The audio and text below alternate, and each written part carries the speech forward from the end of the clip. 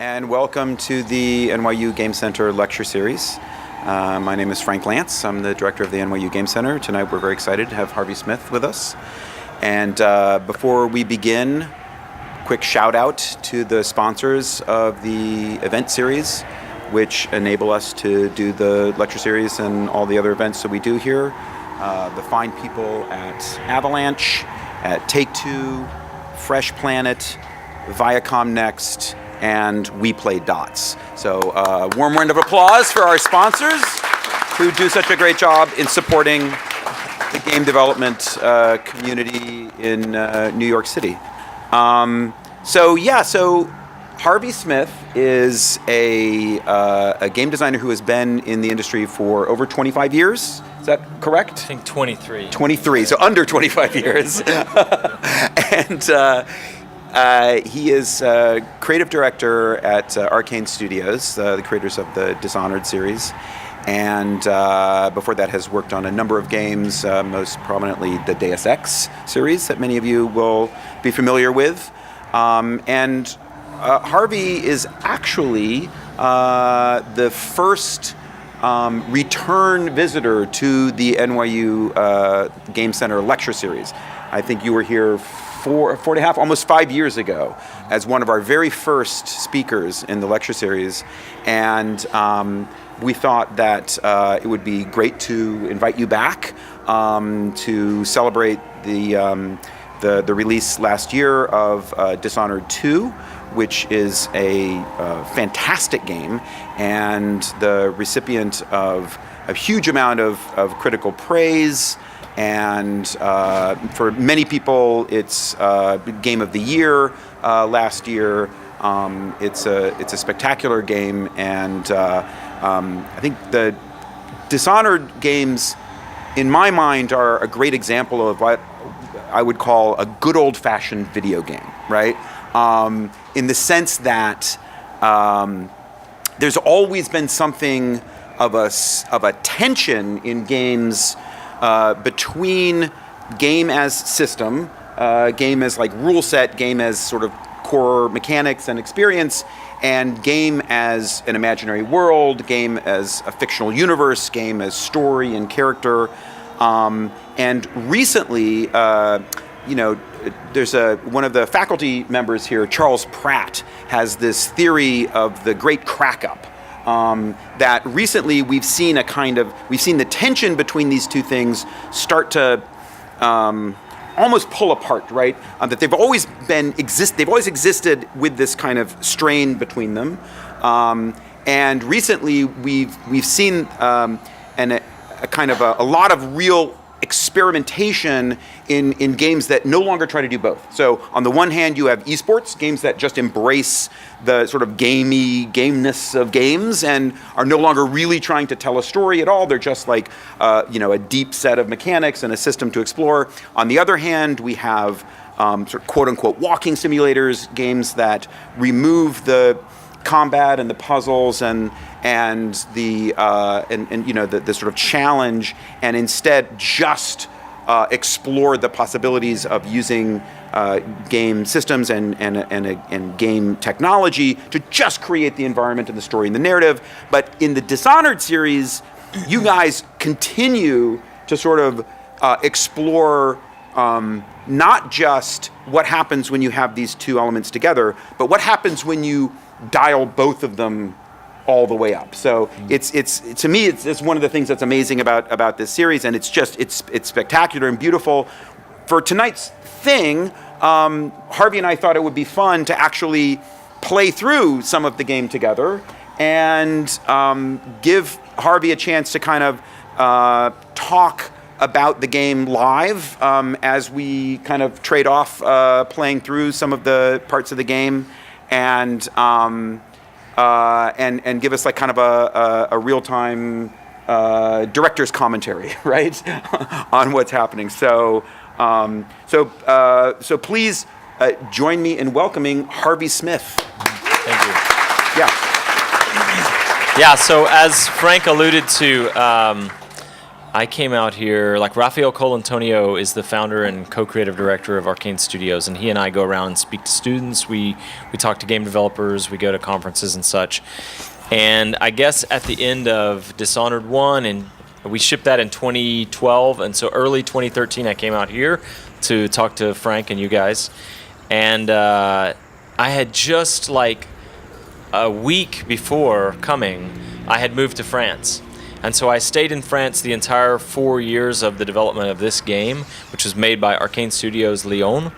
And I just coincidentally have moved back to the United States a couple of months ago. So for me, these NYU trips are like a weird end cap to this huge chapter of my life where I lived in Lyon, France for 4 years.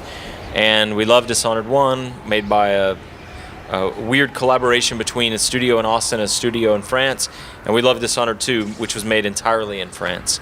And so, so thanks for having me back, first of all. It's interesting what you say about Charles Pratt, by the way, because I was just thinking about, like, there's a good point there, but I was thinking of all these counterexamples. Like Dwarf Fortress is deep mechanically, but it has emergent storytelling. Yeah. Papers, Please, the story it's brilliant. The story arises from the systemic interactions that you have. But then there are more traditional examples where they more elegantly weave the story into the background. Like Firewatch is a good example. Portal's a good example. Well, like most things Charles Pratt says, it sounds good, but then on further examination, it turns out not to be true.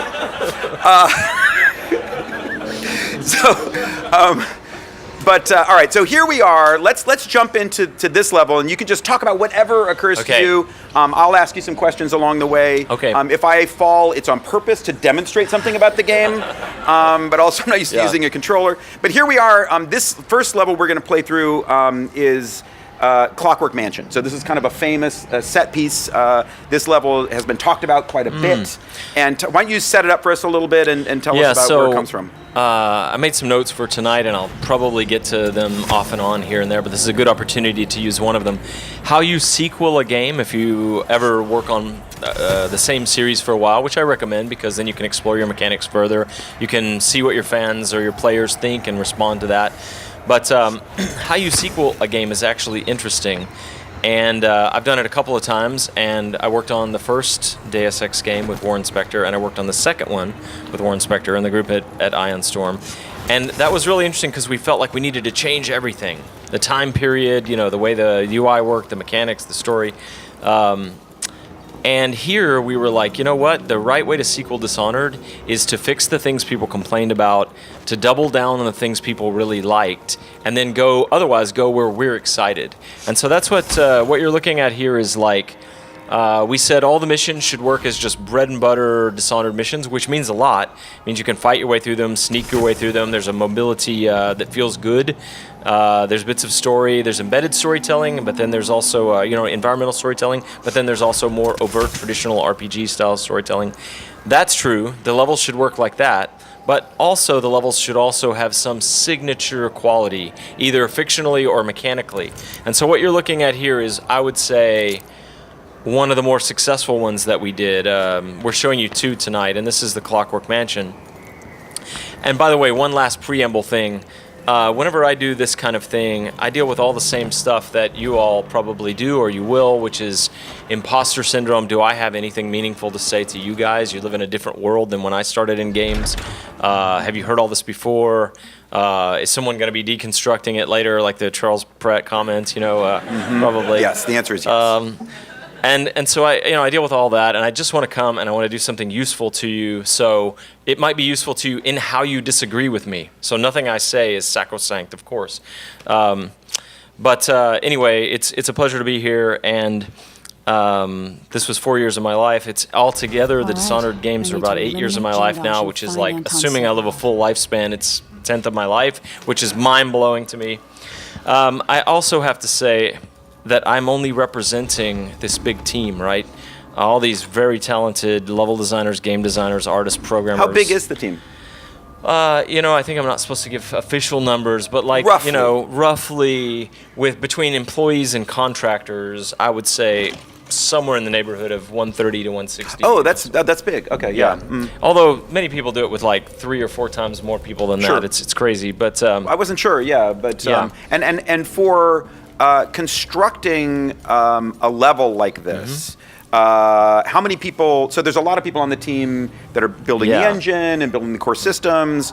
When it comes time to build out a chunk of the game like this level, like Clockwork Mansion, how many people touch it? Like, how big is that? So one thing that my French colleagues have pointed out over and over again is it's very hard to talk about any individual person. I could talk to you about our tech director, our art director, our lead designer for the systems, or our level design director. But anytime you touch upon any of those people, you're leaving out a bunch of other people. And one of the crazy things about the Clockwork Mansion is that maybe more than anything we did, it represents the overlap of everybody. I can't tell you how many moments there were where we would be working with the guy that was the principal level designer for this mission, or his boss, but also like the animators, like they were influenced by this guy named Bob Potts, who's a sculptor that makes like things that move, and you'll see like some of the moving pieces resemble his sculptures. The architects here, the prop guys, I mean, even the gameplay guys, like, getting the Clockwork Soldier to function in this environment and getting the guards to function here where they hear something suspicious and they can deal with the fact that the walls and floor and ceiling move. Why don't I stop talking for a second and Frank will do the first transformation. Okay, so set us up narratively for those, just real quick. Probably most people have played the game, but for those who haven't, we're inside what? Yeah, maybe a third of the way through the game, you've gotten to Kieran Jindosh's home.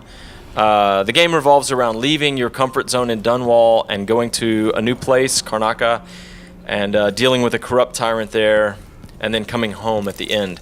And about a third of the way through, Kieran Jindosh, the royal or the grand inventor, has seized one of your old allies, Anton Sokolov, and you need to get in, kill Jindosh, or eliminate him non-lethally, and recover Sokolov. And in order to do that, he's built this crazy house that only a tech bro would, where you can throw levers and the floor will rearrange itself, and the stairs will come out of the wall. And so here we go. We're going to do that. Yep. Okay. And can you adjust the audio? Yeah, so you can hear a little bit of it. Why? Someone's activated one of the mechanisms in my house. Jindosh. So even the way the walls move is something the animators put a lot of work into. They wanted this like feeling of, it's not modern technology, it's technology from the mid-1800s, where it shifts a little bit and then moves on its runners. And you'll see that over and over. And they fought hard for that because it wasn't exactly easy to do that. It caused some physics problems and pathfinding problems. And the other thing is, we tend to try to simulate the environment, so we don't use like magical knowledge that you're there. But in this case, we wanted that sense that this guy is talking to you as you move through the house. There's a lot you can do narratively with that. He responds to a wide range of things that you can do. If you set off a grenade, if you kill a guard, he says, "Oh, I feel the weight in the floor changing." He makes guesses about who you are based on that kind of stuff. And so this was like, one of our principal beliefs is like having consistent patterns of gameplay that the player can then formulate plans around. But another one of our opposing beliefs is, by the way, is a prosthetic thumb that he smokes out of. He's vaping out of his hand. Yeah, what he is is. That? What is, he had an industrial accident, and the concept artist put a ceramic thumb that he smokes out of. But anyway, one of our competing values is to break those patterns. And so, like, this is a mission that simultaneously has the consistent patterns that you can formulate plans around, but it also is the only mission where somebody like observes you as you're moving through the house and comments on you. Okay, so now here I am, and the house is transforming around me. Yeah. There are two guys that are about to show up. Okay, so these two guys. So. And the team that did this level, like, again, the game designers had to make the Clockwork Soldiers function very well in here, and it was literally every part of our team, I think. And, the level design team on it, they wanted to make sure that you could, like, actually get to Jindosh without setting off any of the transformations. So it's possible to reach him where he's not even aware you're in the house. He hasn't talked to you yet. Or it's possible to do it the way Frank just did. So here's what so now famously, it's happening. Okay, so famously, one of the core values of this game is the idea that there are multiple solutions to any situation. So I have these big guys that I'm really bad at fighting. Give yourself a little D-pad help. Oh. Yeah.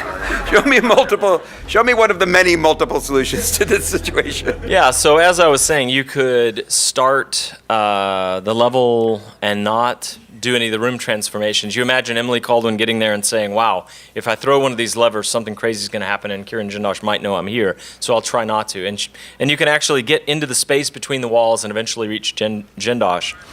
Or you can fight the Clockworks and prove how amazing you are. You can just run from them. Where'd they go? Whoa. Yeah, so I took one of them, its head off. And what that does is now he can hear but not see. So the two of them will actually fight. I keep forgetting that I have far reach in this playthrough. Yeah. Sometimes we play without powers and stuff, and it gets stuck in your head. So these two guys should be slugging it out at this point. And of course, we have this whole economy where like fire doesn't work on them, but electricity does. The far reach, by the way. So how did you get one to fight the other? I took off the head of one of them, and now he hears something, but he doesn't. He doesn't exactly, and so they eventually will just. And one a little bit blows up when he dies. So, oh shit! I promise I wouldn't curse tonight because I've been told that is. It's unprofessional. It's too French. Yeah. So the two things I want to mention. One, the far reach that you talked about is so compelling. All that purple force that allows me to sort of leap across the architecture, that is just like, it never gets old. Like, to me, it's like so much the satisfaction of playing this game is the ability to traverse the level in that way. I have no idea what just happened. Go ahead. And but that is that it? So that's a change from that's a kind of a new version of the traversal mechanics that you had in Dishonored 1, right? Yeah, and by the way, it's incredibly hard to talk and sound intelligent or entertaining while you play. It's just like, wow, it's so hard. There you go. All right, here we go. But yeah, it's a good thank it's you a for good beating point. the robots. It's a good point. When we set out to make the new game, we were first and foremost convinced that Emily was going to be our lead character. We were very excited about that. She was kind of the moral reflector of the first game, but we asked ourselves, what would she be like as she grew up and took over the Empire? And there were lots of considerations around that, right? The fact that it's an empire to begin with, the fact that she went through kind of a posh upbringing, but then this trauma, etc.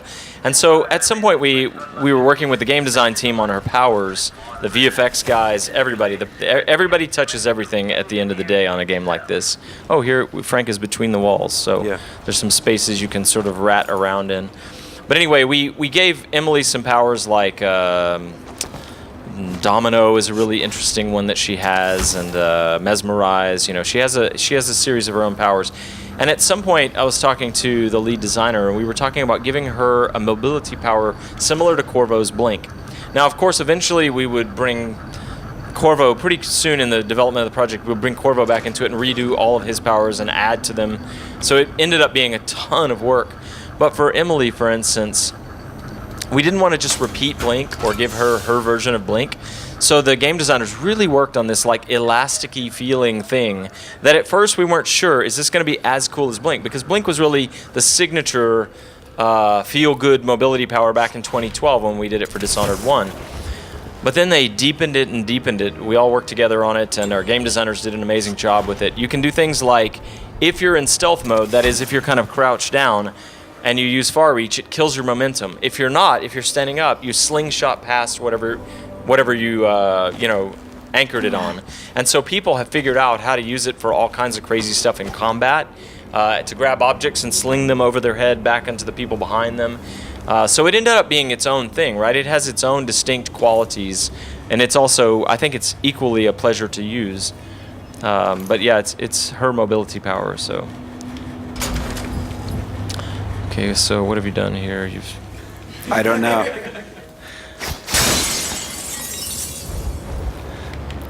Did I trap myself? No. That's a good. That's actually that was like Here the challenge for the level Yeah. design team on this level was like, hey, we can never let the player be trapped inside one of these transformations. And Yeah. I thought I had them at one point. I was like, aha!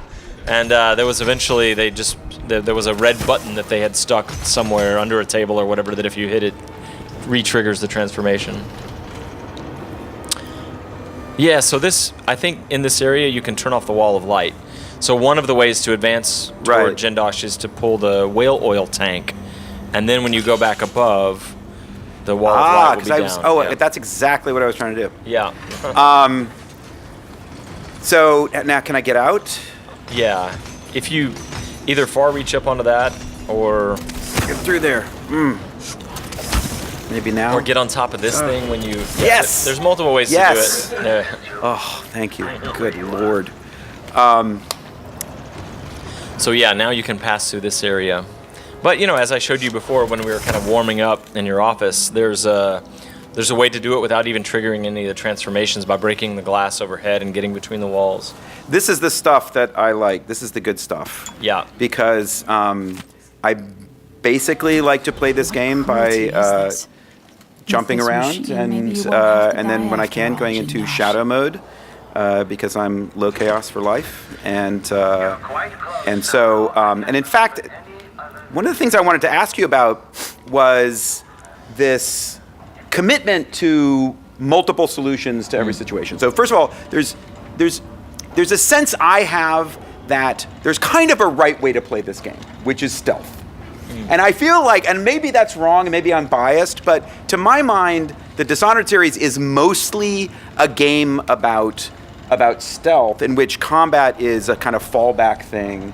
And I know that you can watch people play it and all these kind of spectacular combat effects and moves and stuff. But it seems like so obvious to me that the game really it sings when you're playing it in a way where you're skulking around and sneaking around and trying to avoid combat. Now, I think the way books have an ideal reader, particular authors do or whatever. I think you could say that, but we brought in a friend of one of the developers, and she spent a couple of days playing the game, and we were watching her, and it was punishing for us to watch her play because she just ran in the room and killed everyone. Yeah. And she just bashed them to death and then moved on and didn't read anything, didn't sneak. Yeah. And she got really good at that, by the way. Yeah. And I asked her at one point, how do you derive any kind of pleasure from...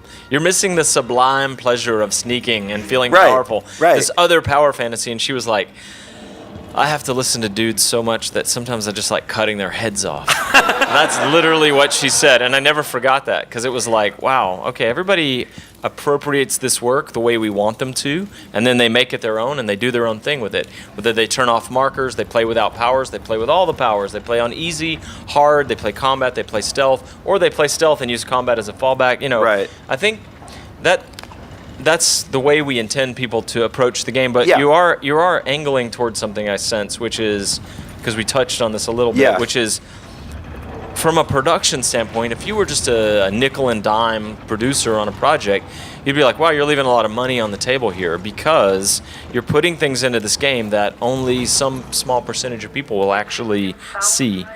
And it's totally true, and maybe we overdid it with this game. We had a guy from the Royal Naval Academy the other day published this 5-part series or something where he took the ship that Megan Foster has. The game's set roughly like 1852, but in an alternate history, right? And he did a breakdown of this ship called the Dreadful Whale, where he analyzed the ropes and chains and hull type and engine type and what type of fuel it would have. And by the way, is that guy in the audience right now? No. Okay. I just saw you snickering, and I was like, please don't be the Royal Navy guy. That actually happened to me in a talk one time. Really? Henry Jenkins, I was quoting in a GDC talk or whatever, and he stood up and he went, "I am Henry Jenkins," and like kind of You know nothing of my work. right? Kind of gave a corollary. Fortunately, it wasn't an absolute rebuttal, but it was like, "Oh my God, that can happen." But anyway, this guy wrote this amazing thing where he detailed all this stuff, and I mean, he went way into like this intake was only used in these years, and this type of engine requires that type of fuel. And it was like, oh, this is a guy who is like literally taking the history of design of naval vessels and is looking at that. And I went and talked to the artist through email. Ame is the guy who worked primarily on the design under the art director, Sebastian Mitton. And he was like so happy. Like he put so much work into it that I didn't know anything about. Like he went deep into it and this guy appreciated it. And so like, yeah, there's a lot of stuff in this game that in one playthrough, I think you probably see a quarter or a fifth of the material. Yeah, and that seems like such a huge commitment to this aesthetic of going beyond the player's expectations. Yeah.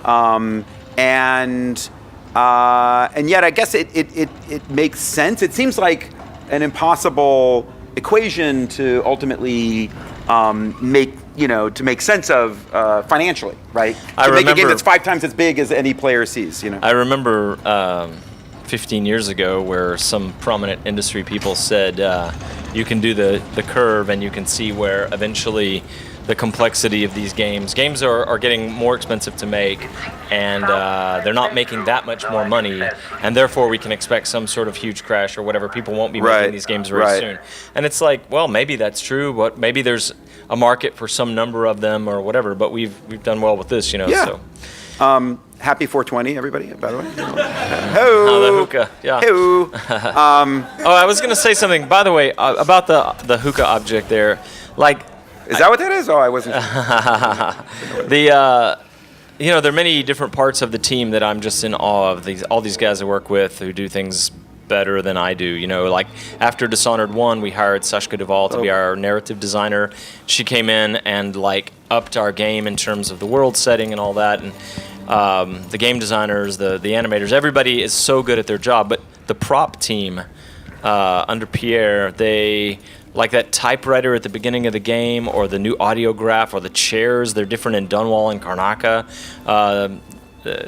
Every object, none of it is like stock object. It's all made for the game.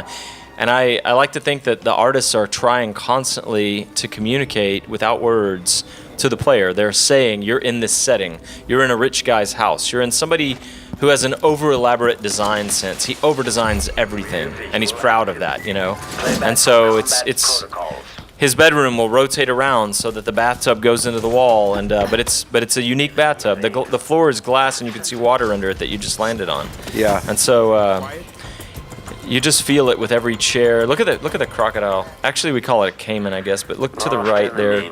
Yeah. Like this prop is like, the first time I saw it in the game, I was just like, I think we had written on a yellow sticky like taxidermied animals from the Victorian era.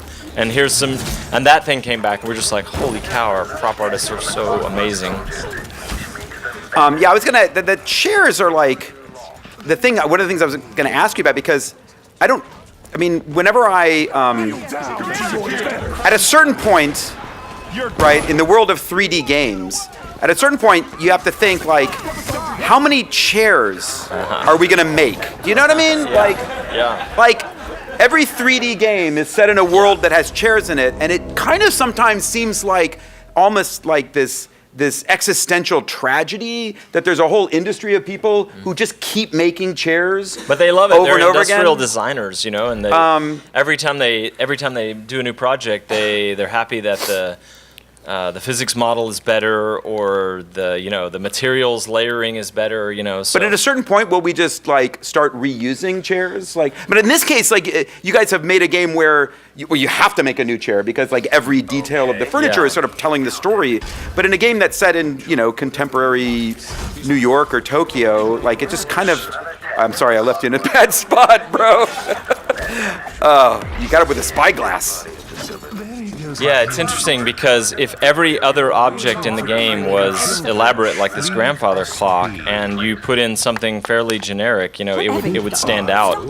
But you have all these corollary problems too, like, in video games, the more the signal to noise ratio is good for the player, the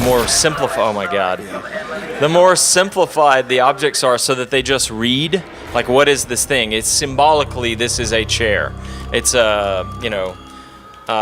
in some ways that makes the player, that gives the player the ability to like read the environment and make decisions based on it. And here, you start putting in the mood lighting, realistic lighting. You start, modifying things based on like the color of the carpet. That chair or that typewriter is so unusual. It's harder to read the environment, and so it's one step more to stop and parse what's going on. And it works for you in one way, and it probably works against you in another way. So there's just many considerations, of course. To talk to us a little bit about the overall process. Like, with a level like this, does it start with concept art? Do you work with a person doing traditional? Oh, I have him. I'm carrying. Yeah, him you at probably this point. got Sokolov at this point. Yeah. Yeah. I mean, our process is probably one part very well thought out and very well executed, and one part just kind of like winging it constantly. And at the beginning of a project like this, you have different people working on different sort of like layers, right? Where somebody will say, hey, this is going to be a story about a coup where a young empress is moved out of her comfort zone into an exotic place. She's got to see, from her perspective, she's got to see the impact of her rulership, and then she goes home, and her home is changed. There's a high-level thing like that. And then there's other people working on like lists of characters. This guy would be interesting. What about a character like this? And meanwhile, some concept artist is interpreting that. Like Jindosh's industrial industry, where he's missing a finger and a thumb, and he recreated for himself out of ceramic a finger and a thumb, and he packs it like a pipe and smokes. Like, that's a cleverness that like Kieran Jindosh as a character has, and we don't talk about it. We just show you in one scene where he's puffing on it. He's vaping.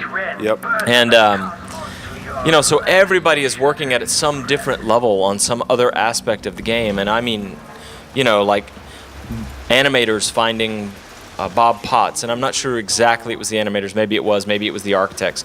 We'll show you in a while a video where if you trigger some of the transformations and you don't look at the main room changing, but you look at the like rods and springs and support pieces, you can see the inspiration from his work. But we go through a phase of research like that, and at some point people are pitching ideas, and I think in this case it was a level design director who wanted to do this kind of thing for years. He wanted to do the house with the crazy moving walls for years. But then a lot of other people think about it, and they do things like in here. You'll notice, not here specifically, but nearby, there's a dining table, a very nice dining table that can be moved up and down to the kitchen.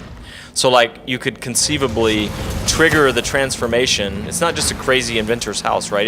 You could trigger the transformation. The table moves down into the kitchen. People load the food onto the table. They trigger the transformation the other way. The table goes back up into the area where Jindosh eats. So if you look at it more and more, it has practical application. So you start with concept, and then you do drawings. You have people who are making paintings. It's a bit of concept. It's a bit of on paper design. Mm-hmm. It's a bit of story, and it's a bit of prototyping. And then we just start culling and bringing it all together. And we pair people off. So we'll have like the level design team and the architecture team. Those two guys that own this particular level will sit near each other, and they work very closely with the game designers and with the narrative designer, all the pieces together, but they kind of lead the charge of making this happen. Once we've said, okay, mission 4 is going to be the Clockwork Mansion, which we name much later, by the way, and this character from the Interesting Character Cast is going to be there. Here's why. Here's what you got to do there. The level designer will break that up into subtasks. Well, first you've got to power down the wall of light, or you've got to go get Sokolov's body. You can do it in any order. And then we went for a long time just with like in another engine, prototyping movers to get a sense of like how complex could this be. What engine? Right? So what would you use? Well, before our technology was ready, we had Dishonored 1 was made with Unreal. Mm-hmm. So we still had Unreal to play around with. We had other things. And so, and the reason I say that is like, you could, it's not obvious, if our level design director was here, or the architects that worked on this, Damien Laurent certainly, they would explain that like everything you see here, the way it works, it's not obvious at first. Like how the player understands that I'm in this room, and if I cross the room, I can imagine that other area will lead me back around here. That's not obvious at all in any game. And then when you add moving walls and floor and you can reconfigure the room, it gets even more confusing. And so there's a lot of experimentation. How much movement is too much movement? How much reconfiguring is confusing? Is it? Oh yeah, you. I guess you flipped the. You inverted the. I guess I did. That's right. Very good. Yeah. Where's your Clockwork mention now, Harvey Smith? So like having long corridors with no windows is very confusing to players. That sometimes we have like a glass floor. We use color to give you a left-right asymmetry. This is so beautiful. This area with the glass and the. Yeah, I mean, the team here deserves all the credit. So many people touched it, but like at some point someone said, how would you power something like this? Assuming you could lathe and machine the parts and devise them industrial design-wise, how would you power it? And so there happens to be a waterfall here, which is why Jindosh's house is built where it's at. And so the implication, of course, is that he has some sort of like a hydro wheel or whatever that that the water's pushing. So once you have the basic concepts down, you've done some you've done work on the whiteboard. You start prototyped in the old engine, and people are starting to build out the level proper. Do you have a workflow where you're starting from sort of top-down sketches? Do people just like jump into like a program like Maya and start blocking things out, gray box style? One of the things we have is the architects and the level designers will be working separate for a while. They sit back to back or side by side at a cluster of desks, so it's not like they get to know each other really well over the course of the project and all that. But they're working in their own environments initially, and they'll look at each other's work and comment on it. And what that enables us to do is the level designer can really set up the flow and the technical scripting behind it. Like all the ways Jindosh can comment is just totally a level narrative design thing. Meanwhile, the architect can make this grandiose vista and this layout that doesn't confuse people. And then eventually what you do is you move one into the other, basically. Like you revise, you keep the pieces of the architecture that the art director has approved and that the lead architect is happy with, and you basically make the gameplay prototype in that environment, So. Let's maybe move to another level. First, maybe let's see if I can show a little bit of that inspiration that you talked about. Bob Potts, yeah. So this is an artist that someone found that does work in this kind of mode. And this actually leads to another point. I said I made like 10 or 20 notes for the talk that I may get to all of or not. But one of the things people underestimate greatly, I think, is reference. And Arkane is big on reference. I think we inherit it. I want to say we inherit it from our art team because of the way they're like very into the history of the way things work and the way things have been built and who did what with what.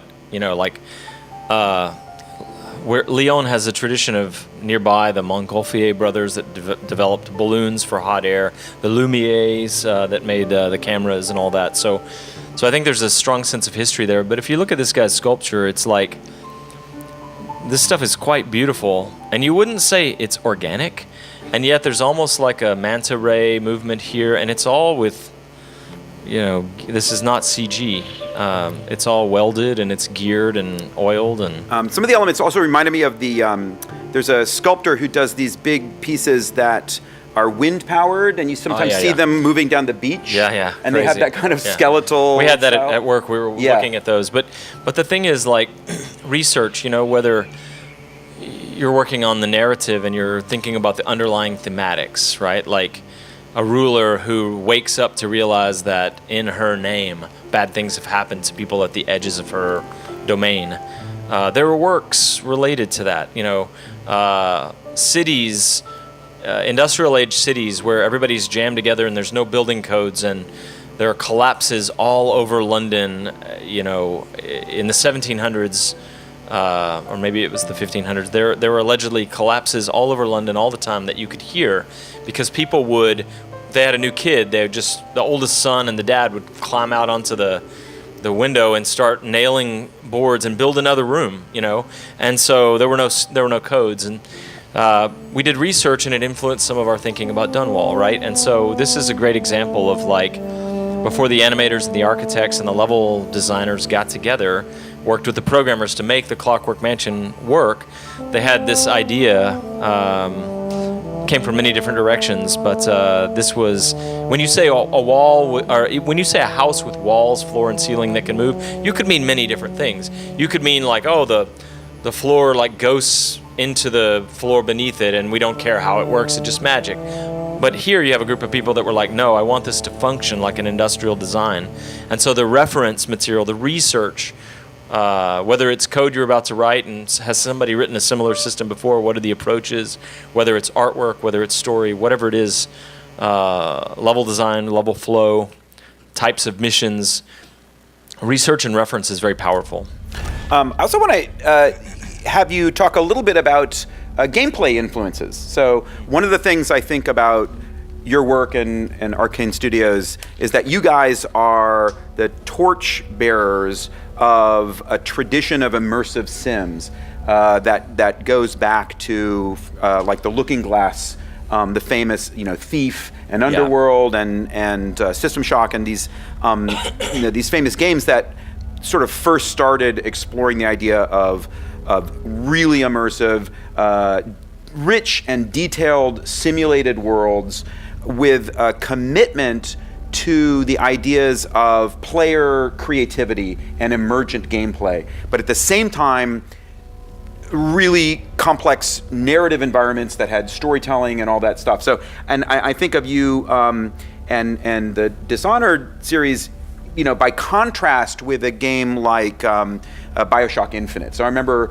when I first played Dishonored 1, I was playing BioShock Infinite, and it seemed like, we were talking about this earlier, right? It seemed like BioShock Infinite was almost like what you get when you hit the end of that Looking Glass tradition and you just smash through to the other side, right? So BioShock itself, I always thought, my reading of BioShock was that it was a game that was almost about that tradition of gameplay, because it's about being in a simulated world, this leaky kind of broken down simulation of a hermetically sealed immersive environment that is sort of committed to these ideas of total freedom, but it's all broken, and it's almost like Ken Levine sort of admitting that he can't do it anymore, right? That it's impossible to square the circle of immersive, and emergent, the ideas of player creativity and surprise on the one hand,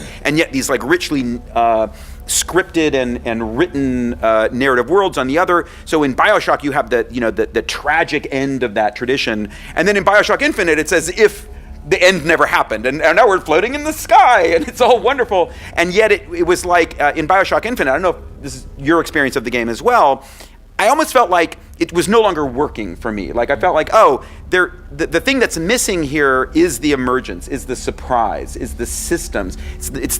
There's no longer this commitment to a world built out of real systems that can surprise the player. And then I was playing Dishonored, and I was like, the first thing I did was fall out of the boat. And there I was underwater, and there's the lock that I'm in. It's like there's the machinery that opens and closes. It's all there. There's no reason for me to be there. Right. I was there accidentally, and yet the world was simulated there. And it was like, okay, these are the guys that are continuing to do that. And as a result, I enjoyed Dishonored much more for that reason, because I felt like wherever I was going to go, you guys would always be ahead of me, Yeah, I have to comment on a couple of things like that and related to that. And one of them is BioShock is one of my favorite games of all time, and several of the games that Irrational did or Looking Glass when Ken was there are amazing. Thief, and those are huge influences for us, for sure. And I have to say, there's this weird thing where if you go 1 inch beyond the player's expectation of where the simulation boundary ends, players will love you forever for that. That moment that they have this epiphany. If you go 1 inch shy of that, they will probably see the illusion and dislike it, you know. And we're not talking only illusion. We're talking about like mechanics that work together. And great example to get to Frank's point is in BioShock 1, I think part of the reason I kept playing was being able to hack the little floating bots in the turrets, because suddenly you're not just moving through a shooter with some stealth environments and a brilliant art design and story, but you're able to like claim territory through this very systemic thing and see why you own this area now that was so hard before. Similarly, I've been playing Prey a lot. I know Prey's not out yet, but I have the luxury right now of being able to play the other Arkane game that I didn't work on at all, by the way. And for me, it's a rare moment where like, oh my God, it's like someone made this game for me. And, you know, I think in this type of game, you're just looking for those simulated elements. And the mimics are so simulated in Prey, and the recycling stuff is so simulated. The turret behavior and how much Typhon material, alien material it senses in you, whether you're a good guy or it should shoot at you, all of that is simulated. And very quickly, if you like this kind of game, you sort of sniff out the parts that are going to sustain you. And maybe you didn't find that in BioShock Infinite. I don't know. Mm-hmm. But BioShock 1 and 2, for instance, you definitely can find that through hacking the turrets and owning territory and the little bots with you. And to me there was a big transition there, and BioShock Infinite really did feel like, I don't know, the thing I felt about Infinite was that it seemed like what Ken Levine and his team really wanted to do was get rid of the combat entirely. Like, they wanted to tell the story. They were fully committed to the story part of it, and yet you still had all of this combat, and it felt vestigial, you know? And it felt more like what they wanted to make was something like Gone Home. But set in this, you know, fantastical world, but they just didn't have the courage of their convictions. I don't want to read too much into that. You know what I mean? That's my interpretation of it. But whereas I think with you guys, there's a sense in which the challenge, the problem solving, the puzzle solving, the combat, the stealth, the commitment to that stuff, and making it the heart of the game is much more clear, right? It's really being communicated, you know, for sure. through the game. We have our values written down on the wall, right? We made screenshots of games that we love with statements under them, and we've got them all over the studio, right? So we have very clear principles that we operate from. But going back a little bit, like for me as a gamer, there were video games. Sure, I like video games, and then there were like a few games like Carrier Command or Dungeon Master that are kind of the proto immersive sim, where it really felt like you're in this place and you can do whatever comes to mind to a certain, where the simulation boundary ends, of course. And wherever it surprises you, there's this epiphany. You just love it. You feel you've done something surprising and tactical, and you've put this element with this element, and it's done something cool. And certainly Looking Glass was a huge, important pioneer in that area. And then Ion Storm made Deus Ex, but other people made games that everybody's forgotten now. Realms of the Haunting. The first couple of levels of it are like in a rotting mansion, and it was influential to some of us. And then Irrational, of course, carried that torch for a while. Now lots of indies are making similar games, or they're riffing on it. You have Tacoma coming out soon, things like that. Here's a detail. And now Arkane is kind of carrying that torch right now, I agree. But let me give you an example of it, and I may be reading too much into this, but I love these little curved mirrors. Right. And there's a famous painting by Jan van Eyck, The Marriage of Arnolfini, which uses this kind of curved mirror. And then you come up around the steps, and then you have these two figures that are very much like what that painting is these like, it's almost like a wedding. I don't know if I'm reading too much into that, or this is the moment where, if you're ever in this position, you're the lead designer or the creative director, you just go, exactly, Frank. You're on to us. Yeah. But in truth, the truth here is, I'm unfamiliar with that material. I might have seen it once, but I guarantee you our artists know it. Yeah. And very often they surprise me where I come around the corner and I ask about something, and I do the same thing to them, by the way, with gameplay and fiction. By the way, we should jump in and But the point is, you Yeah. have people on the team that are strong. Like the naval knowledge behind the Dreadful Whale is a good example. You know, that Ame did all that with some other people, and it's mind-blowing, and now you have the officer from the Royal Naval Academy breaking it all apart. But similarly, when I told, this is a spoiler for the game if you haven't played Dishonored 2, when I told the guys on the team that Dreadful Whale anagrams into Farewell Dowd for a very specific reason in the game's fiction, they were just like, you know, mind blown. I mean, so everybody's trying to do that to everybody on the team, like, check out my cool shit, you know, it's that kind of thing. So. Before we jump down on this guy, so now we're in the, where are we now? This is cracking the slab. This is... so one of your allies in the game, Megan Foster, the captain of the Dreadful Whale, she has an old friend, Aramis Stilton, who went missing 3 years ago. So we get into the backstory of what happened. 3 years past. And the truth is, he's been locked in this rotting mansion. He has seen something beyond the veil that kind of drove him out of his mind. He's seen cosmic horror.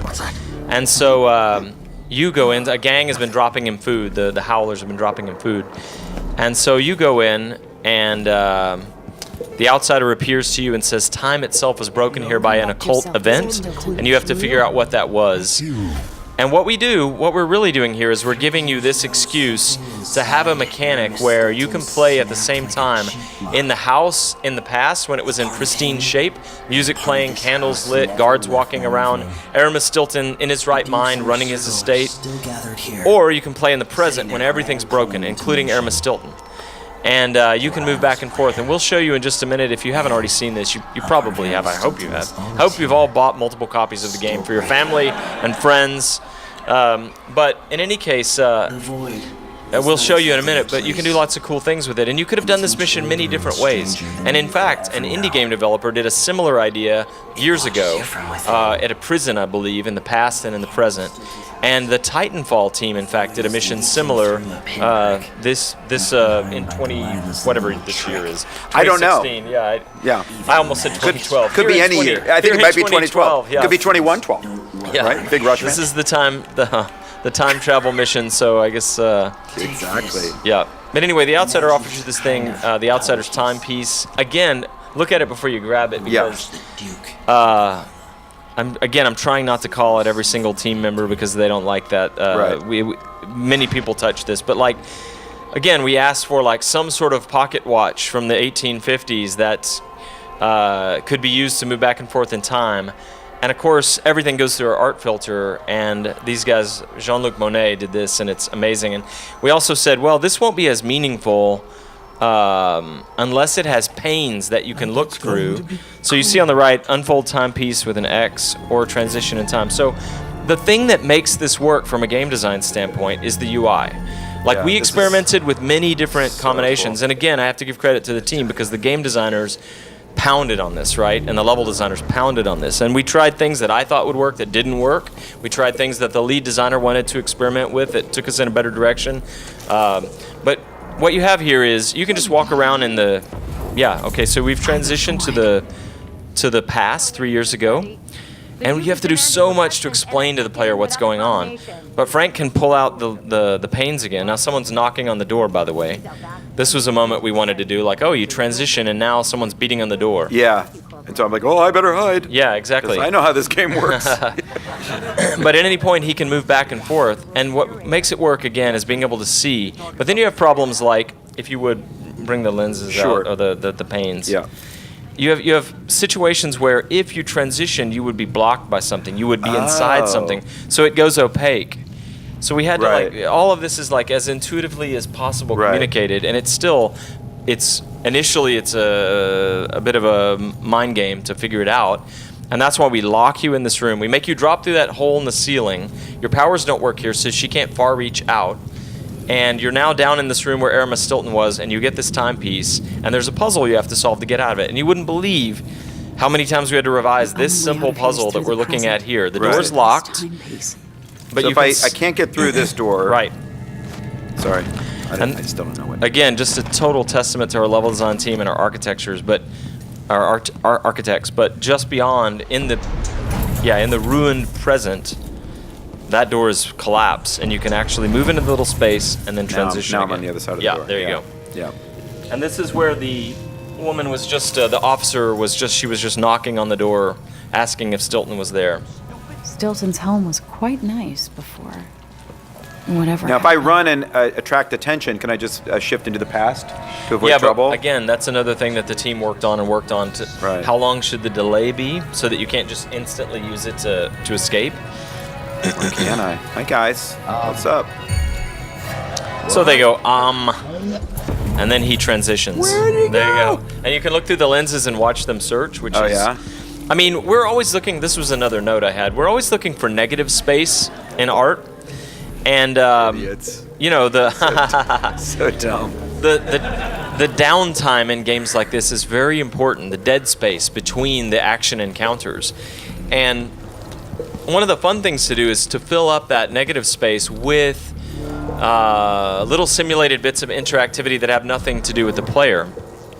And I don't remember who said it first, but like, games can be fun for the player, they can be fun for the game designer, or the systems can be running in the background having all the fun. And what this allows us to do, and it's a rare moment for us, this allows us to give you a totally safe way to watch the systems. So what Frank just did, disturb the guards and then look through the lenses from the ruined present and watch them search and eventually put their weapons away. Right. This is an opportunity to watch the fish tank quality of the game from the safety of the 3 years in the future. Wow. I wanted to ask you about the bone charms and the runes. So this world is filled with little things that you can collect, resources that you can use to improve your abilities, and how do you guys think about that stuff? Because it occurred to me that one of the things that those mechanics are good for is specifically to address this problem of that you've lavishly built a world with 5 times as much content as any individual is going to see.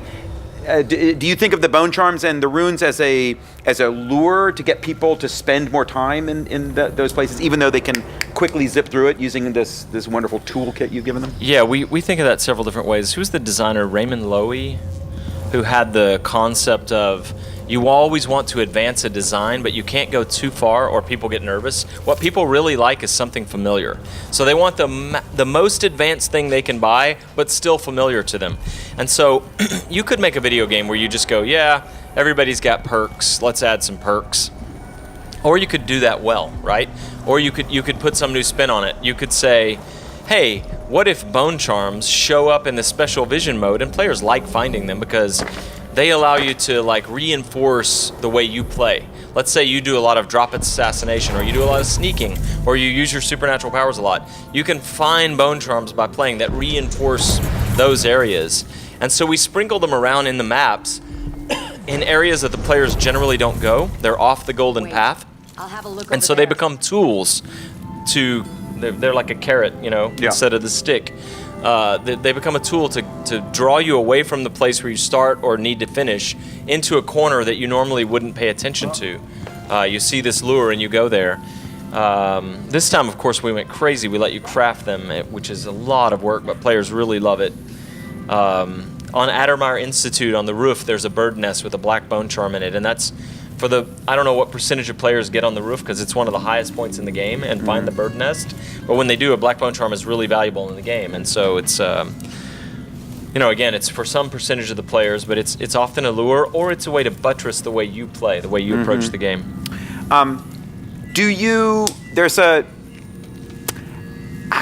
do you think about the role? So how can I put this? In some ways, level design, like a level like this, is you're creating a series of challenges. You're creating a playground that allows the player to perform, to express all their knowledge about the systems of the game. Yeah. Do you also think of it as a form of communication? Are you communicating to the player? Like, I remember there's a great article by David Serlin about the use of secrets in Donkey Kong Country 2, right? He talked about the level design of Donkey Kong Country 2 and the way that the way they hide things in that game is almost like a thing for the player to read. So first the designer is telling you, oh, here's the logic, here's what you can always expect, and then they change it up. So then as soon as I think I understand how levels work, they're switching it, and it's as if there's this playful conversation happening. Does that happen with you guys when you're putting this stuff together? Do you feel like you're communicating something to the player? Yeah, I've never worked with architects or level designers who took their craft as seriously in that sense. So they think a lot about flow, and I have so many responses I could give you to that. Like, games are loops within loops, right? There's the main core loop of like fighting your way through to the exit or sneaking past the guards and watching the UI to know when they're aware of you or not. But as I was saying earlier, we looked at one of the ruined apartments with bloodfly nests in it. And some players figure out that those tend to have a lot of bottles of alcohol in them that are flammable. Yeah. And so you can actually go in there and play this mini game of looking for the alcohol. Where's it at? And I often play that mini game. Yeah, thank you. Thank you for pausing. I was appreciate giving you that. the opening. That was very sweet of you. So you can go in there and look for the alcohol and then use it to burn the nests up and never expend any of your resources. And that's a little loop that players figure out that is like kind of fun to use. I figured it out when you showed it to me earlier Yeah, today. exactly. Yeah. And so there's a lot of communicating going on like that. Yeah. But then I can also tell you a little anecdote about this. You remember Dunwall Tower from the first game and the second game, where you come up the stairs from the back where the water lock that Frank was talking about is. You come up the stairs, the grand doors open, there's like an antechamber, and in an earlier version, if you kept going forward and back, forward and back, forward and back, you eventually came to these stairways that led up to the roof, which is where you needed to go to kill the Lord Regent in the first game. But at some point, the architects experimented with, they didn't quite like that layout, so they moved the stairwells I'm going to call for help. like to the front of the building, basically, and flip them. So what you needed to do was go in and eventually have this counterintuitive thought of like turning back the way you came and then going up the stairs to get to the roof. And it looks good. Like from an architectural standpoint, it kind of breaks up the flow of things, and it's not just forward and back, or forward and up, back to the back of the building. And yet that's what every player wanted to do in that case, and it was impossible. We were going uphill trying to communicate to players, you need to think about turning back and going back. It just, we couldn't make people not see that. Right. And so eventually we moved, I think we moved it into the center, so they got kind of what they wanted, but we still played to what the player's expectation was.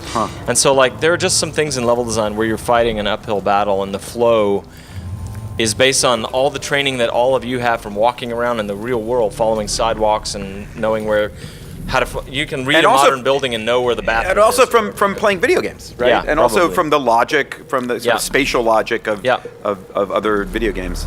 You want me to play what you talked about? Yeah. So, I also wanted to, I want to open it up to questions from the audience. But before we did, I also wanted to ask about,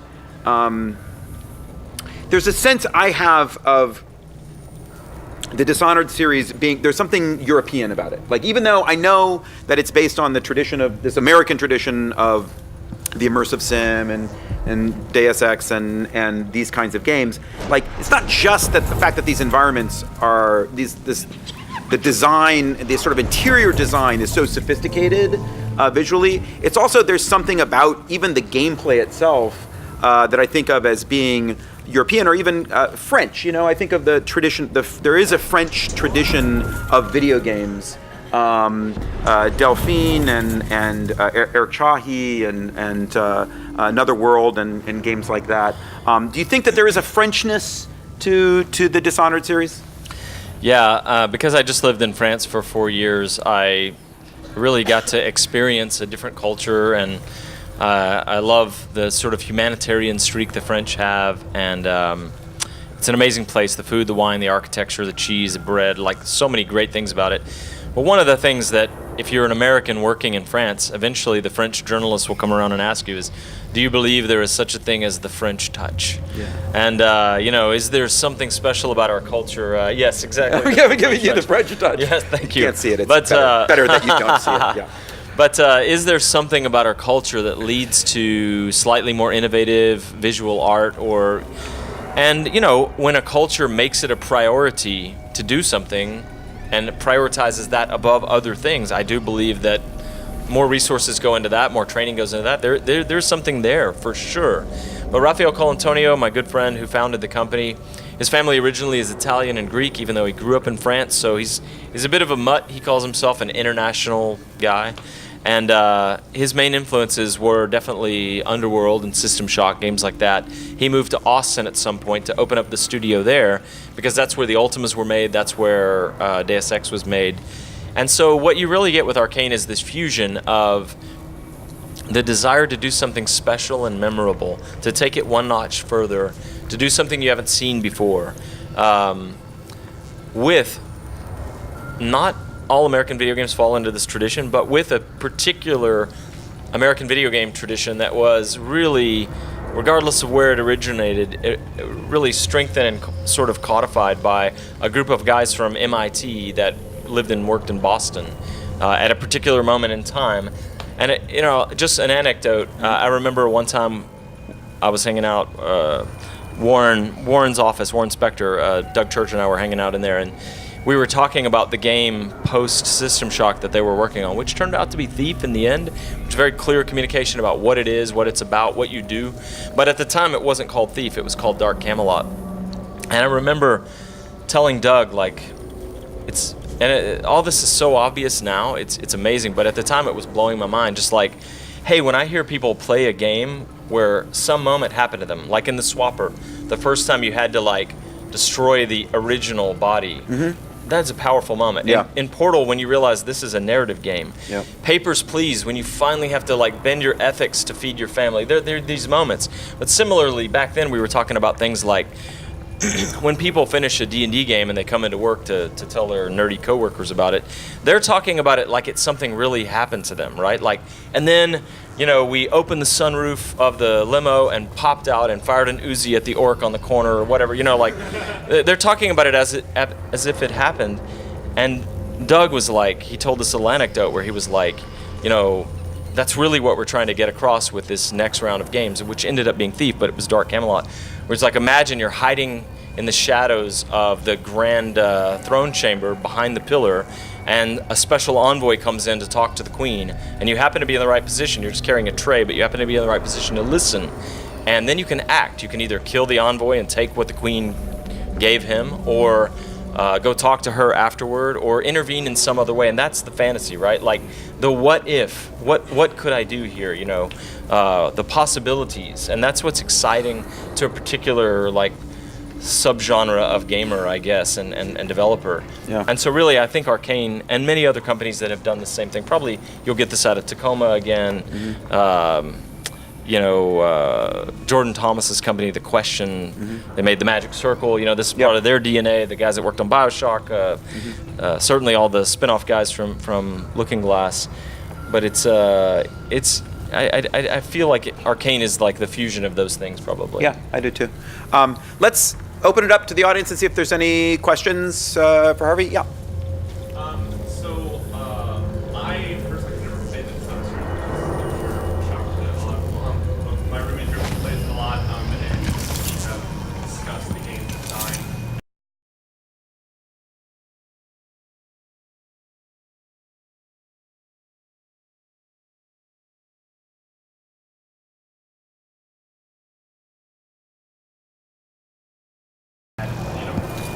And I was wondering, have you ever seen those high chaos runs where like people are like shooting off heads and that head is like a stepping stone?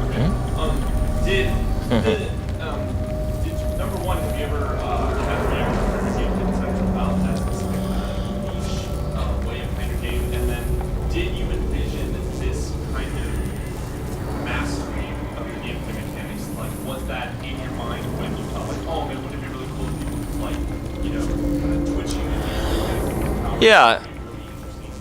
I think I understand the question, and honestly, it came up in the first visit to NYU, because one of the things I like about the way Frank thinks about games is, that kind of mastery of the systems is absolutely a valid way to play the game. You don't have to, put on your elf hat and your cloak and like get with your dungeon master and like role play your way through the story or whatever. If you just, like, we watch people do things, exploit bugs where they like figured out how to blink under doors, and they were speed running the game, and we were like, how'd they do that? And we figured it out eventually, our programmers did, but like, we totally love that. And in fact, cutting some guy's head off and throwing it in freezing time and then using it to jump, springboard off of, it's crazy, but it's at some level it's an abstract entity and a system, and players are using it joyfully or perversely or exuberantly, and we love that. And in fact, just to cap this and move on to another question, we brought in one of those guys. We watched these guys the Brazilian, what's his name, Stealth Gamer BR. There's a guy named Valhond who's a Scottish guy. He was closer to us in France, so we just contacted him and said, "Hey Connor, you want to come play the game and give us some feedback on the controls?" And as this kind of ballet of death and destruction kind of player, what are we doing that would interfere with you? Is there a little delay in the jump or the transition between these animations, the way they chain? And he came in for a couple of days. It was an amazing experience because he's a young guy, and I think he spent most of his time in Scotland. He hadn't had French food, so we were taking him to these, we need to impress this guy, let's take him to this fancy French restaurant. And he was like, "Is this raw?" It was like we had all these funny moments with him. He's an amazing guy, and he played the game, and he gave us a ton of feedback. And so, yeah, we love those guys. We think that's a valid way to play, and we learned from them, in fact. That's great. Great question. Any other questions? Yeah.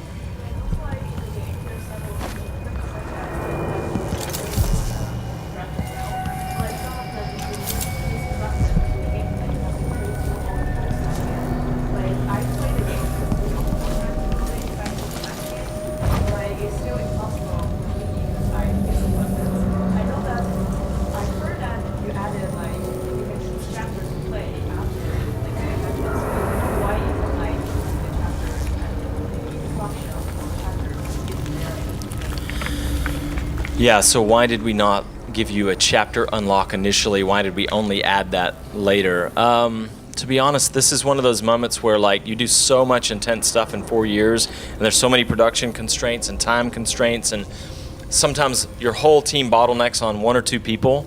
The woman that models the faces, or the guy that does the Flash UI programming or whatever. And you just have to drop things or plan to add them in DLC or... and honestly, my point is, it gets foggy after a while. What's the non-lethal? X? No. Hold RB? Oh. It was. It was that. That was a non-lethal stab. But So sorry. in answer to your question, I know that's a good thing for the player, that chapter unlock, and I wish we had done it with the initial launch. And I can't actually remember what the bottleneck was and why we had to drop it until the patch. We might have thought people won't ask for this, or only some people want this, but trust me, it came from a place of, oh my God, we don't have enough time to do everything. What are we going to do? And so as soon as we got the feedback that people. I'm like one of those guys, one of those elite guys that just showing you some of my skills. Did you answer that question? I think the person who wanted that feature. Yeah. Okay. Any other feature requests? Yes. So something I'm kind of wondering of, how many different types of mechanics do you use? One level is the Clockwork Mansion, while this one is a traveling. Is everything? You don't need to do this. Well, our whole philosophy is that all of them should have a consistent bed of mechanics. Stealth always works the same way. Sword fighting works the same way. Unless we turn off your supernatural powers, those work the same way. And we do in the case of a crack in the slab, because it actually makes the time shifting meaningful to not have blink or stop time or whatever. So we try to stay as consistent as possible on one set of mechanics, slide or vault or whatever. And then we always try to break the pattern in another way. We weren't always able to do it in such a grandiose way as the Clockwork Mansion or a crack in the slab. Those are extreme examples. But like the Dust District has a couple of its own unique mechanics. Dust storms that kick up and occlude vision for the guards. There are 2 targets there. You can actually skip the whole level there. You don't have to kill or non-lethal the main characters. You can instead go solve a complex riddle. So we tried, and we had other ideas. We had a wind corridor where powerful winds would blow through from the mines and the cleft and the peak. But yeah, it was always either a fictional mission or high concept gameplay change up. What was that? We have another I wasn't question. paying attention. Did you answer your question? I think I did. Keep answering questions. This is the best. Yeah. Why don't we go all the way in the back, and then we're going to go all the way in the front. Yes, good, you, sir.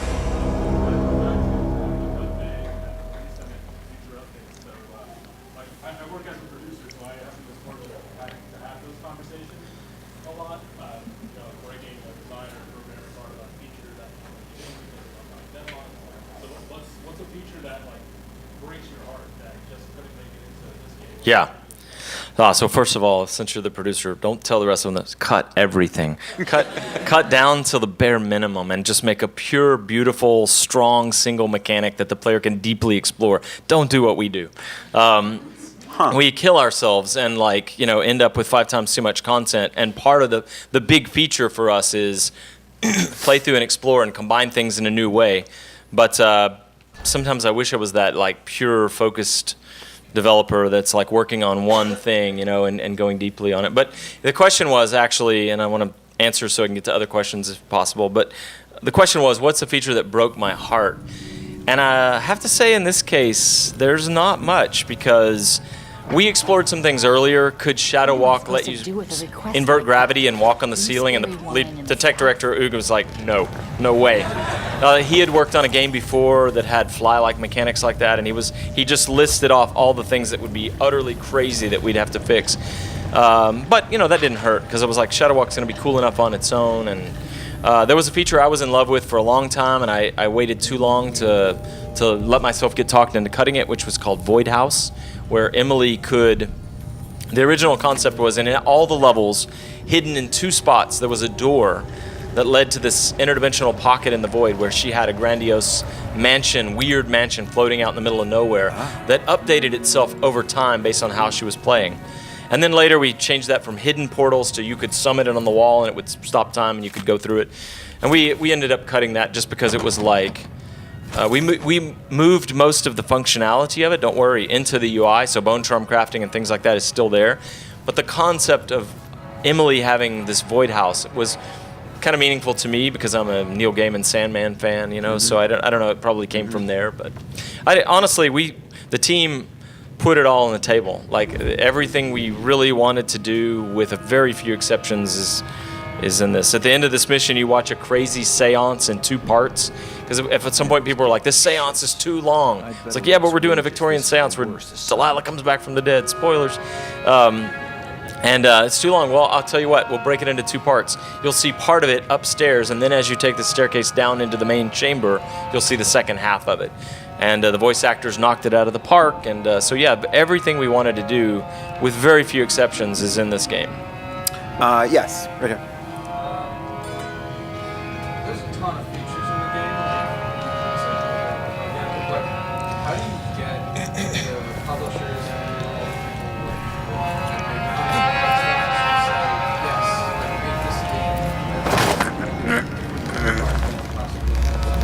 Maybe I should just. I think everybody heard the question? Yeah, I think it was probably the first 2 years of the project we told them we were making a racing game. That's not true. We happen to be lucky enough to work for a company that, when companies have big successes or big failures, they immediately try to understand, they try to make a formula for why that became true. Oh, Lara Croft Tomb Raider was a hit because it had X, Y, and Z. If we do X, Y, and Z again, we'll have another hit. And it's very hard to actually predict why you had a failure or why you had a success in some cases. And so we are fortunate enough to work for a company that has had big successes by giving the player lots of freedom, lots of systems to explore, deep lore, high agency. The player's not just following a trail of breadcrumbs in the Skyrim or Fallout games. And so I think based on that, they trust the team. They ask the id team to figure out, think about the problem that the id team had to make Doom. Are you talking about Doom 1 or 2, where speed is a defense, as J.P. LeBreton said? Or are you talking about Doom 3, the monster closet with the flashlight and volumetric shadows? Which Doom are you actually talking about? And they found a way to synthesize the sort of concept art and everybody's memory. Because sometimes when people talk about Doom, they're actually talking about Quake. And they don't remember that Doom didn't even have a jump. You know, so that team brilliantly synthesized all of those things and made like a really amazing spiritual successor to Doom that's very powerful. Dude, And is this what it's like to play the game killing people? It's so easy. You can just run around killing people. It's incredibly easy. There'll be more blood flies later. That's the problem. So. I don't care. The blood flies are awesome. I'm not supposed to kill them. In Did short, that answer your question? I forgot where I am. I forgot in what the short, question was. I feel like they've had success by trusting their developers. And, Change in the you know, present based on what I one do. way to be successful is to like formulaically make that perfect thing. Another way to be successful is to innovate in some way. And you have AAA teams and indie teams going back and forth on both of those, trying to competing in this like ecosystem basically. And the whims of the players are part of the equation that you can never account for perfectly. I hope that answers the question in a roundabout way. But basically, they trust us.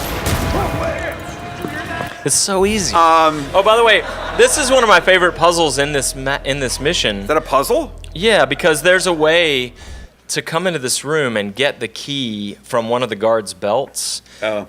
And it's so easy. Like, if you haven't seen it, I mean, I didn't make the leap initially either. You come in the room when it's all ruined, and there's a table and a darkened fireplace in this completely wrecked area. And all you do is go into the table and then transition in time. And you see these dudes' knees, they're sitting there talking, and you can like take the key, transition back to the ruined present, and you've got the key. I mean, it like once it occurs to you, it's just like, oh, that makes you feel like a sneaky toddler or something, you know? But Because not only am I feel like I'm cheating, because not only am I just going around killing everyone, but it's also like an Xbox controller, so there's sort of auto aim. So Yeah. you just like get anywhere near them, and it sort of snaps to their nether regions. honestly, I wanted to make an even easier mode, just like a tourist mode, where you Yeah. can walk around and read the notes and look at the art. You know, I wanted to ask This you is that about room that. with that you could have. It's okay. Oh. What? What? What is happening? More questions. People just Harvey, you pick which person you want to answer. How about back here? Because I'm busy. Yeah. Thought I saw someone right here. Let's check the place here Oh. in the cave. How much of the story is developed and ready by the time we're building levels? The truth of the matter. The truth of the matter is, there's a very high-level pitch at the beginning of the project, and sometimes it's very, very simple.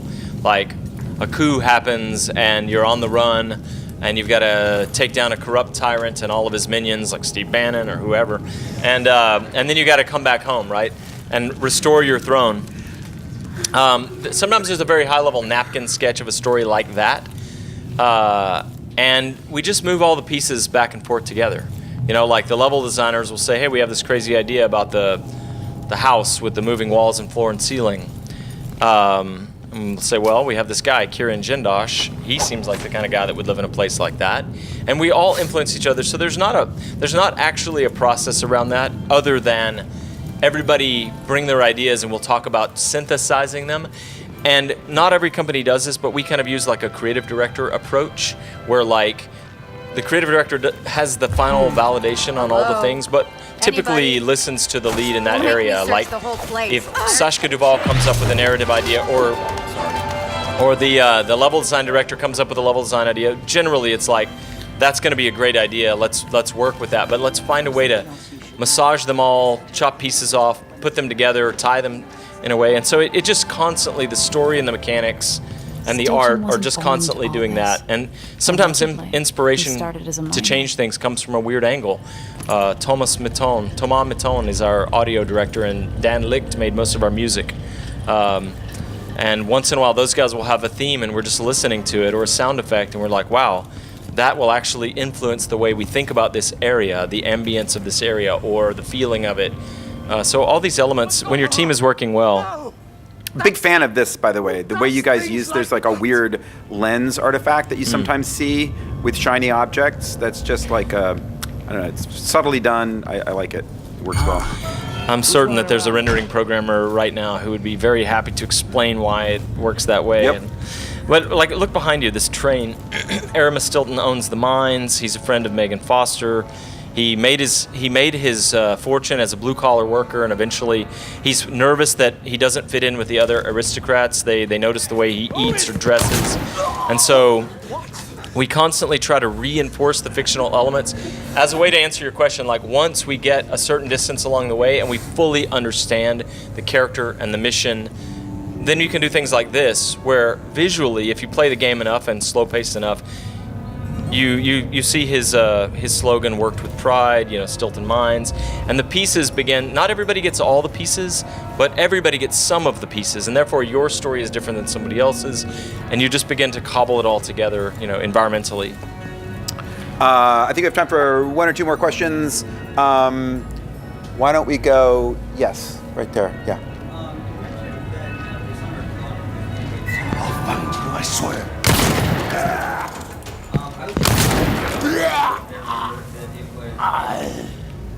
Harder, because it sounds like your work process is extremely collaborative with all these Yeah. people together.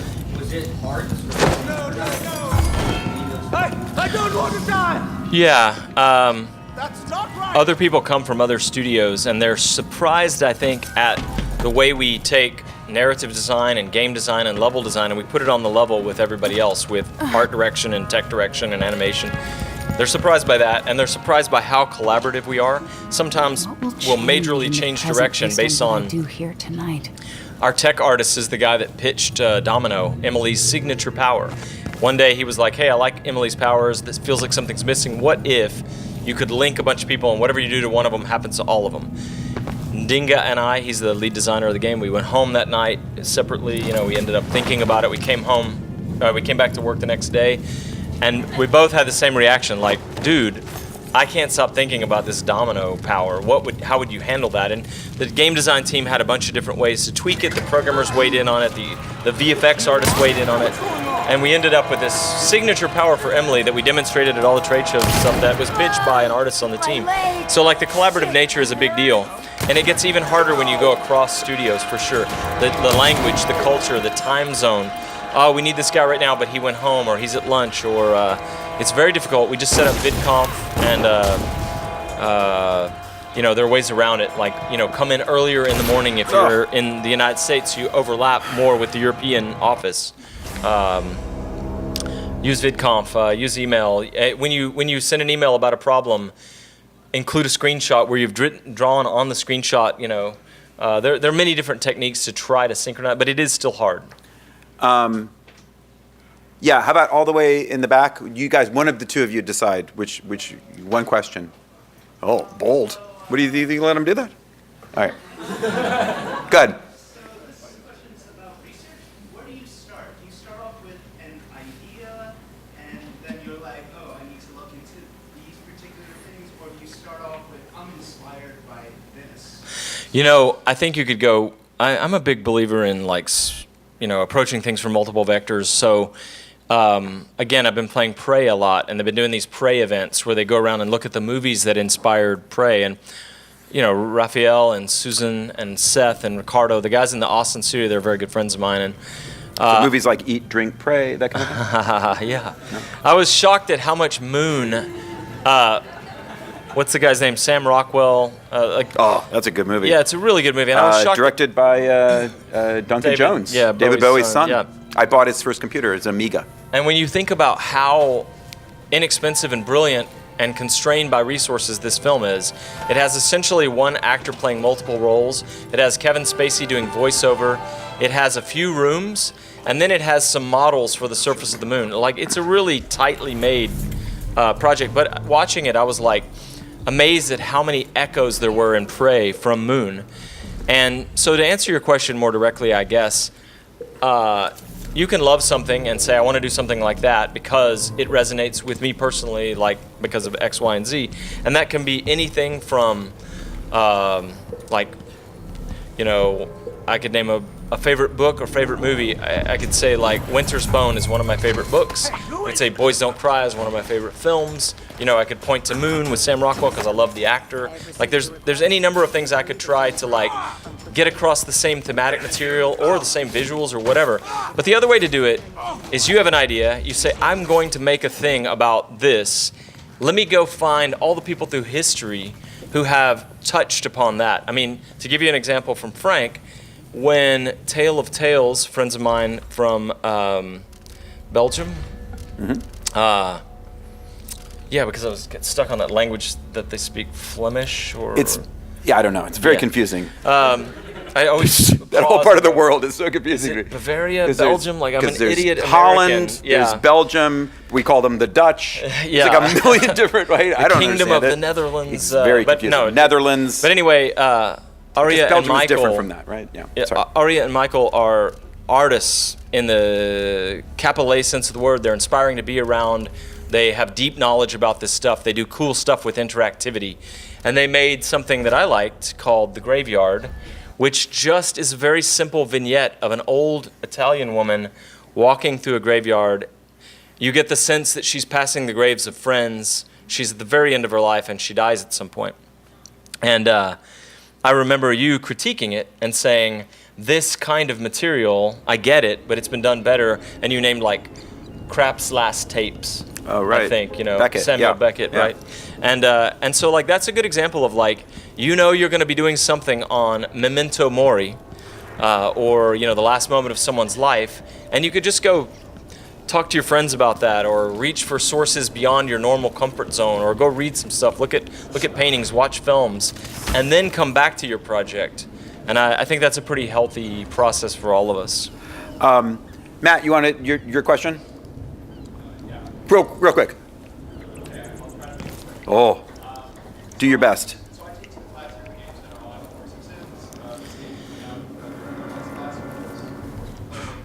4 most interesting discussion we got into was whether or not the game we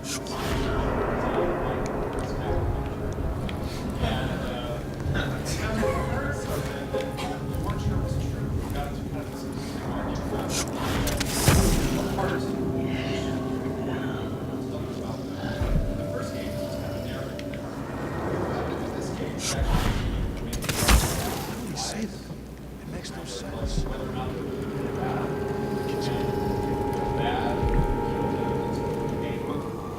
Yeah, that's a misunderstanding, I think. But in both games, it gives you information about whether they're good or bad. And what we found after Dishonored 1, it was randomly selecting, by the way.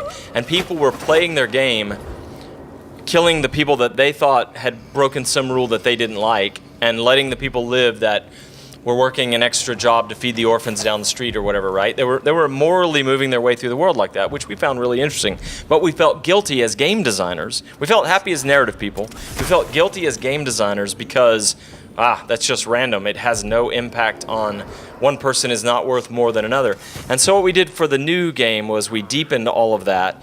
And we still come down on the side of killing adds to the chaos. It destabilizes the world, and it makes the world a crappier place. Even killing the bad person, it's just that the range of points change. So, like, I don't remember what the numbers are off the top of my head, but there's 3 categories of morality, right? There's, like, sympathetic, guilty, and murderous. And, like, the point range is only 2 or 3 between the first 2 and 2 or 3 between the second one. And so it does matter in an interesting way. Like, killing someone murderous is less destabilizing on society, but still destabilizing than killing someone sympathetic. And there's a whole system that we go into around that. Yeah, and I mean, it's like, this comes back to the question of like the extravagant violence in this game, which I find disturbing. Like, I find it repulsive, actually. The throat slashing and the heart stabbing and the stomach goring. But it's almost, to me, Good. like the point of it is there to avoid. Do you know what I mean? And I think you confirmed that earlier. That in some ways that is truly the so the message of the game is, in a strange way, it is anti-violence. Yeah, and you can find examples of people writing about the outsider, because initially some people misconstrued him as a satanic figure or a trickster deity or something. You can find, I think Hazel Monforton did a piece on, she has like a myth and history and religion background, literature background, and a piece on how he functions. Ricardo and I were thinking originally, working with Raph and the other guys in Arkane, we were thinking of Ursula K. Le Guin's story, The Ones Who Walk Away from Omelas. And so Hazel Monforton targeted in on that and wrote this whole thing about the role that he functions in the game, actually cautioning you against some of the violent ways people play or whatever. So if you're into that layer of ethics and morality and interpreting it. The game does offer that stuff, but yeah, you'd have to look at the like point value stuff that I was talking about. But. I think I have time for maybe one more question. Who hasn't had a chance to ask yet? Okay, right there. Okay. All right. Shifting systems within shifting systems, you've migrated from Unreal to the proprietary engines during the sequels. So in the sequels, were you able to use any chairs from the first? Excellent question. Yeah. The truth is, the objects from the first game were like a lower poly, but they also, in terms of materials, they didn't do the radiosity bounce lighting thing. So like, and the characters have subsurface scattering. So like if a guard turns on the top of the stairs toward the sun on a veranda or patio or whatever, like the ears turn red as the sun penetrates the whole body to some extent, the way it does a normal person.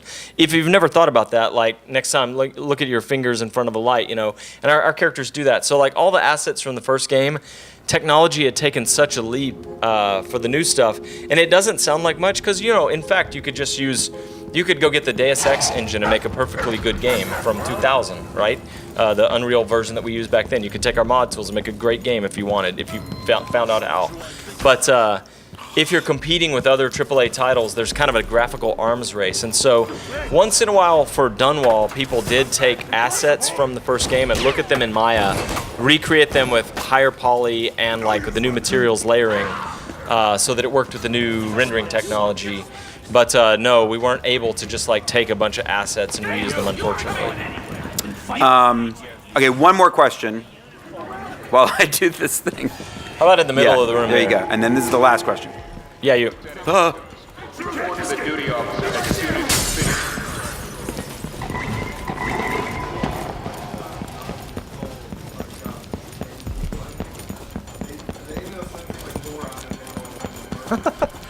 Yeah.